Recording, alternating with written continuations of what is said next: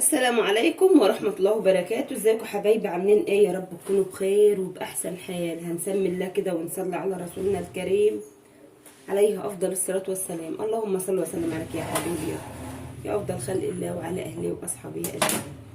عملت ايه يا ولاد النهارده؟ عملت شوية عيش، لا كانوا لا في الحسبان ولا كانوا لا على البال ولا على النية كده يا ولاد. عاملاهم بايه؟ بشوية زيت. والله يا ولاد زي بقول لكم كده، مش هقول لكم ده انا مكلفاهم يعني وصرف عليهم قوي يعني. دقيق متعدد الاغراض، تمام، وكمان شويه زيت، اقل من كوبايه يعني. الدقيق ده كان حوالي عن كيلو وربع كده دقيق، وكمان يعني الزيت كان يجي نص كوبايه، مش كتير، او اقل من نص كمان. معايا ايه يا ولاد؟ وكان معايا كوبايه لبن رايب. عايزه ايه؟ بس ما تجيبيش فيها فلفل. عايزه بجبنه. اوعى تجيبي فلفل. معايا هنا سلطه جبنه يا ولاد، فلفل وطماطم وجبنه قريش. تيجي تعالي صيفوا معانا. تعالوا صيفوا معانا. لسنا رايحين الجمصة. ايوه، وهنصور لكم بقى واحنا هناك. احنا صورنا السنة اللي فاتت. صورنا بس ما رفعناه. عايزه فلفل؟ احط لك فلفل؟ لا. طب احط طماطم ولا بطماطم. امال عايزه جبنه بس؟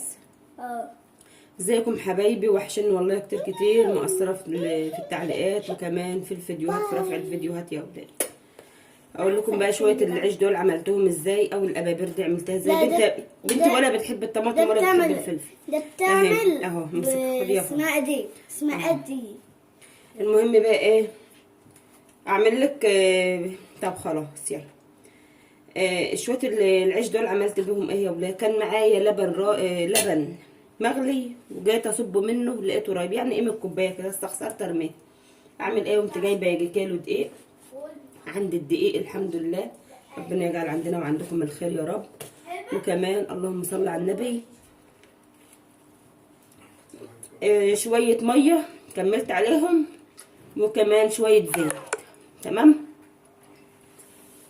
يعني ميه وزيت وحبه لبن رايب والخميره وملح وبس يا ولاد.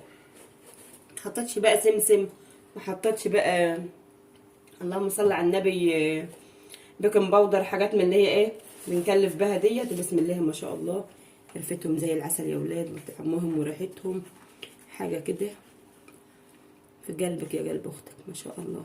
اهو شويه معاهم ذره كمان اهو. موسم الذره عندنا اليومين دول. هتعشى ايه؟ بعد العشاء كمان، العشاء اذنت لان انا ما كنتش عامله حسابهم اصلا، وكمان هم مش للعشاء ولا الوجبه كمان يا ولاد، تمام.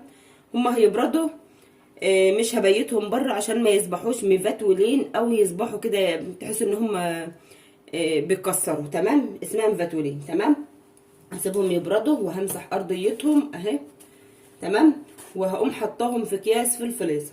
قبل الاكل بطلعهم، ما بسخنوش، ما تسخنوش العيش خالص على البوتاجاز بعد ما تطلعوهم من الفريزر، تمام.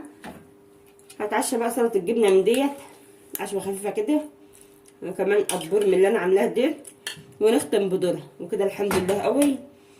تعالوا بقى اتفضلوا معايا، اتاخرت عليكم كتير في التعليقات وكمان في رفع الفيديوهات.